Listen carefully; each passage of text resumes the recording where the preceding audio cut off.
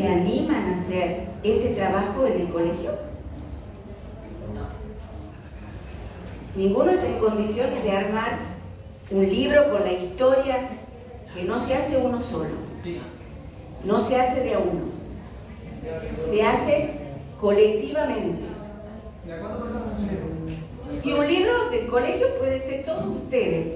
Yo hago esto porque aparte el libro no es solo la historia del colegio, sino también aquellos docentes que ya no están en el colegio, no sé si hacen olimpiadas, feria de ciencia o algún trabajo de investigación que les haya llegado. Entonces ya no solo veo aquellos docentes, sino también alumnos que fueron parte de la institución y que son valiosos. Si no hay alumnos, no hay institución. ¿Entienden? Entonces, sería una propuesta que de acá salga la idea de hacer un libro registrando toda la información. Pero hay que empezar ¿desde dónde? Disculpe, acá tenemos el nieto de la señora que ha hecho el primer informe para solicitar la creación de la escuela. Perfecto. Su abuela ha sido la que ha pedido al Ministerio de Educación.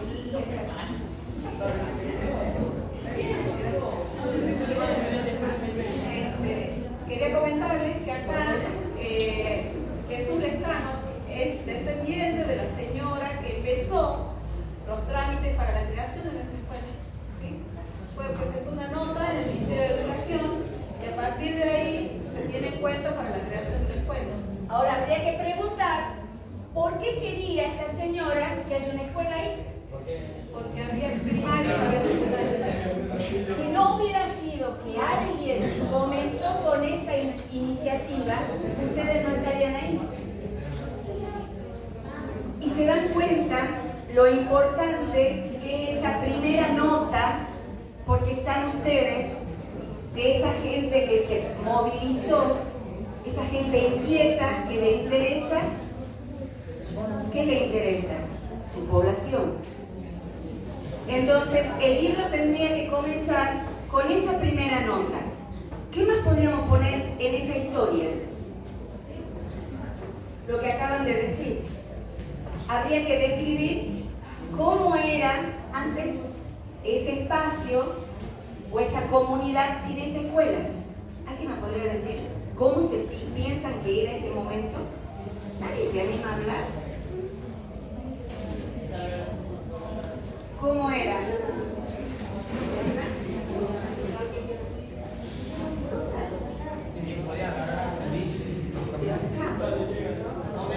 Ella dice, era el campo, perfecto, donde estaba no había otra estructura. Ahora la pregunta sería, en ese momento, todos los que vivían en esa zona, en esa población, ¿tenían estudios secundarios? ¿Sus padres tienen la mayoría de estudios secundarios? No. Entonces acá tenemos dos cosas. Pensar que la escuela secundaria era necesario para que todos ustedes tengan un secundario. Y habría que ver entonces por qué su papá no pudo terminar el secundario. No solo el papá, la mamá. ¿Por qué no terminó el secundario? Porque no había, porque tenían que trabajar. Y si tenían que trabajar y mucho, a mí me está diciendo que hay otro capítulo que tengo que decir ahí. La situación económica de las familias. ¿Cuántas horas trabajaban? ¿Qué tipo de trabajos tienen? Y esto tiene que ser no inventado. ¿A dónde tendría que ir para tener esta información? Puede ser. ¿Alguien lo tengo más cerquito? ¿A quién tengo más cerquita para poder preguntar? ¿Qué cosa? ¿A los vecinos? A los vecinos, bueno. ¿Quién más? Obviamente, al papá y a la mamá. Porque a mí me gustaría saber por qué mi mamá no pudo terminar el secundario. Y si no pudo terminar el secundario, me gustaría que lo termine. salir a buscar dónde terminar el secundario la mamá y el papá. O hay mamás que no han terminado o no saben leer y escribir. O no hay abuelas que no saben leer y escribir. ¿Cuántos tienen abuelas y abuelos? Bien. ¿Cuántos han hablado con las abuelas y los abuelos cuando han terminado el secundario y se han podido hacer el secundario? ¿Sí saben leer y escribir? ¿Alguien le ha preguntado al abuelo y a la abuela? Te escucho. Fuerte, naciste más fuerte. ¿O le has preguntado a la abuela? ¿Sabe leer? No sabe leer la abuela. Y ahí es donde tenemos que... Ahí se dan cuenta la importancia del relato. El relato me permite saber por qué mi abuela no pudo terminar, o sea, ni empezar. No sabe leer, chicos. ¿Saben lo que es no saber leer? Entonces, ¿qué puedo hacer? Y el libro puede colaborar a que toda una comunidad, no una persona, ni dos, ni 10, estamos hablando de este grupo grande de alumnos que van a escribir sobre la institución, pero aparte van a comenzar a escribir sobre su comunidad, sobre las necesidades de su comunidad. Y ahí están los registros de la abuela, del abuelo. ¿Por qué no pudo ni empezar a estudiar? ¿Por qué la mamá o el papá no pudo terminar el primario o el secundario? Pero la voz de ellos, ¿dónde tiene que estar? ¿Quién escribe la voz de ellos? El relato de ellos. Cada uno de ustedes, no van a llevar a los 50 papás, 50 mamás, no, es un caos. ¿Entienden cómo se va armando? Pero se dan cuenta que no es solo decir tengo el libro y ya está, sino que ustedes ya plantean una situación que es para atender. Con mi libro yo me di cuenta de que había abortos clandestinos. Mi abuela muere de un aborto clandestino. Por eso mi mamá la culpaba a mi abuela porque se había hecho el aborto si tenía 3 niños que cuidar. Y este libro le permitió a la mamá sanar este dolor que tenía.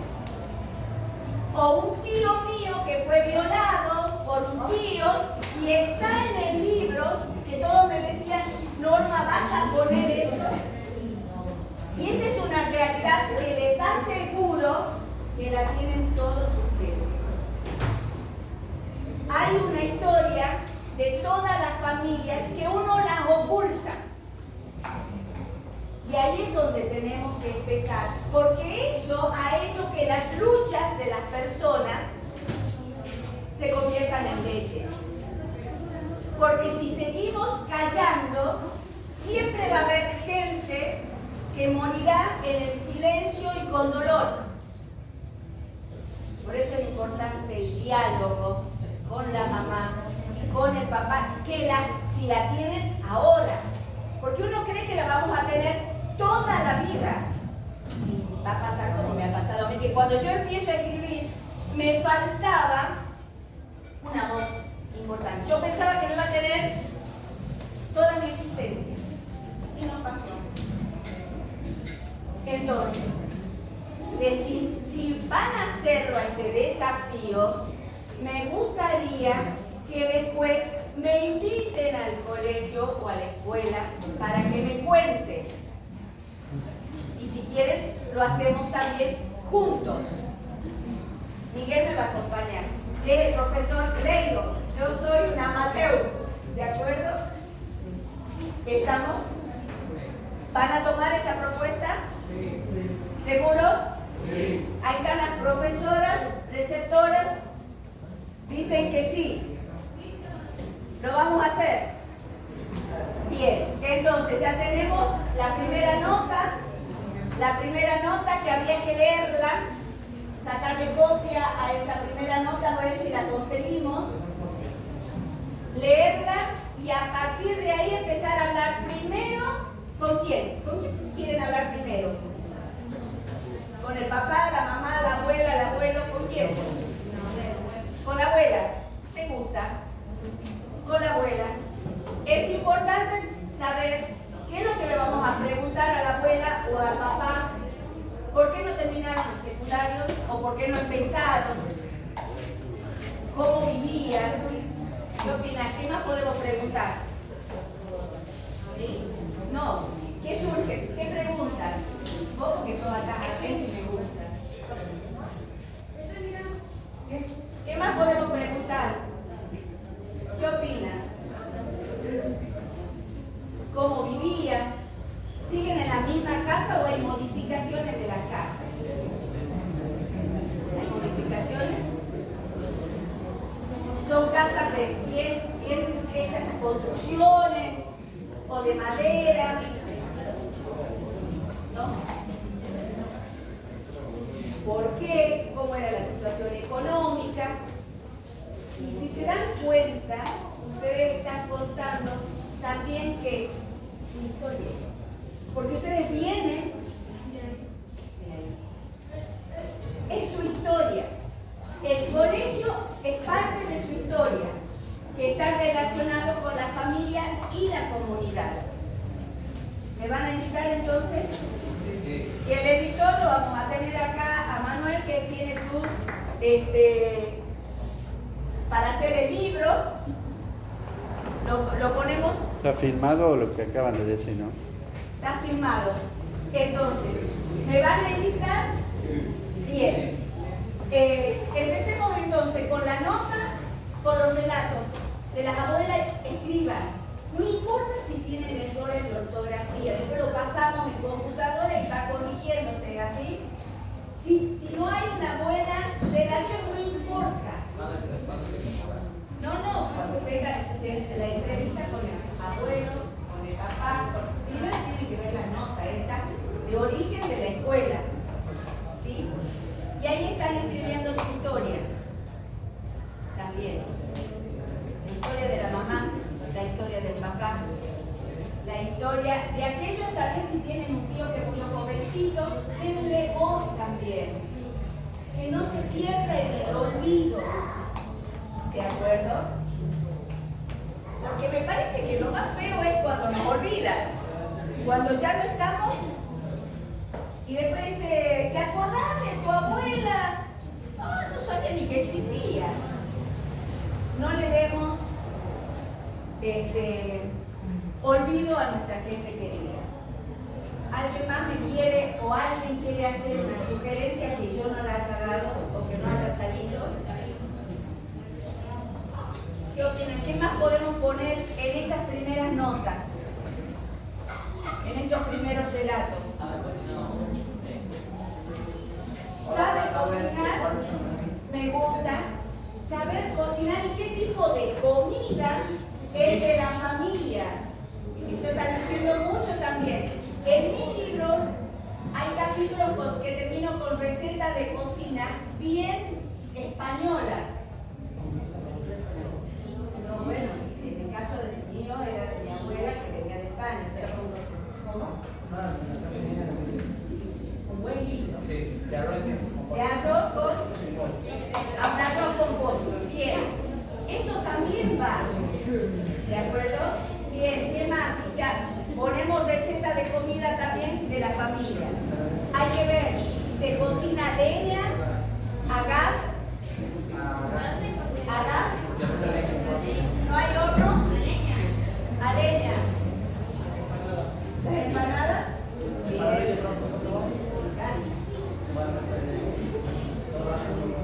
Todos los años, ¿y qué hacen para la familia o para la venta? Es una forma de trabajo que tiene la familia para sobrevivir. Me encantaría tener las empanadillas, o sea que cuando yo vaya, quiero comer empanadillas. Está grabado, ¿no, Manuel? Que quiero la empanadilla. No, yo quiero ir a la escuela.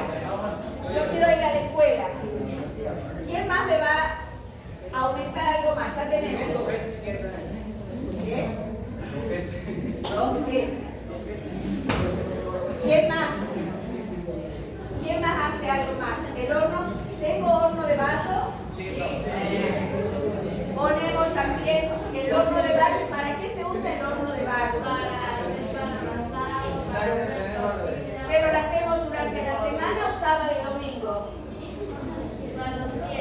Cuando quieren. El pan que consumen, ¿lo hacen ustedes o a veces lo compran en el almacén? Bien. Hay gente, había una época donde todo el pan se hacía en la casa para toda la semana. ¿De acuerdo? Bien. Entonces, tenemos el acta de comienzo, tenemos el relato de la abuela, relato de la mamá, del papá, en qué trabajaba, en qué trabajan, por qué no terminaron el primario, por qué no terminaron el secundario, cómo era la comunidad, en qué trabajaban, económicamente, cómo estamos, cómo estábamos, cómo estamos, y sobre todo la importancia de la institución ahora en su comunidad. Bien, las recetas de cocina, hay papás y mamás que venden, que esa es una economía familiar. ¿De acuerdo? Bien, algo más ponemos en todo este libro. O sea, yo ya me imagino un libro de 200 hojas, 300 hojas. ¿La hacemos? ¿Les podés mostrar tu libro, Norma? Para que vean la tapa. Para ver cómo se hace un libro. Esta es mi abuela Francisca, que yo no la conocí porque murió jovencita. ¿Sí? Así la soñó mi tío y la hizo, de acuerdo al sueño, hizo que era pintada. Luego está la foto de mi abuela Francisca, que también pongo las características de la ropa de ese momento. ¿Sí? Luego, el único registro que tengo de mi tío, que bueno, la foto de casamiento de mis abuelos. ¿Sí? Señores. La receta de cocina, si encontrás, para que vean la estructura. Chicos, ¿ustedes alguna vez leyeron un libro donde incluyan recetas de cocinas? ¿Cuál? Mire, yo pongo acá el de potaje.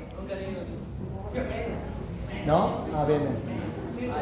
El potaje de vigilia era muy característico en los españoles. Entonces pongo cuáles son los elementos, 4 comensales, 2 horas y 30 minutos, plato principal, bueno, ingredientes, 350 gramos de garbanzo, 200 gramos de espinaca, y detallo todas las características, o sea, una receta de cocina.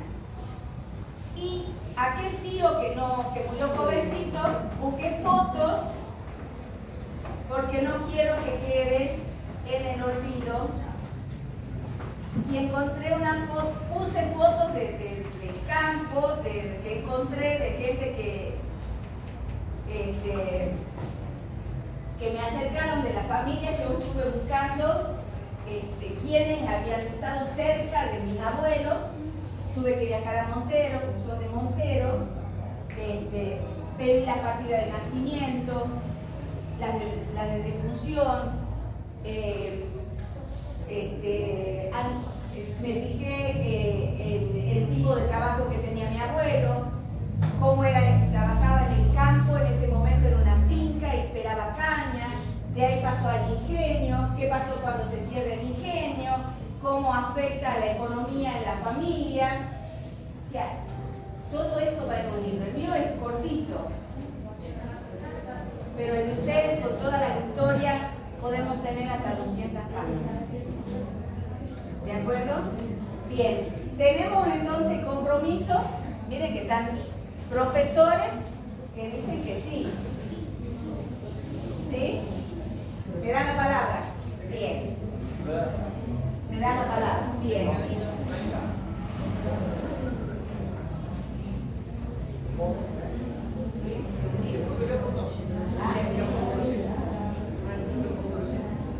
Si se comprometen a escribir el libro. Que en una de esas sea el libro de la institución, y por qué no sale un libro familiar también. Me encantaría. Yo después voy a dejarles, yo me llamo Norma Norma, tus redes sociales, porque los chicos están ahora en Instagram, en TikTok. Bueno, Instagram manejo poco, Face, sí, Norma Murey, y mi teléfono es 381-512-42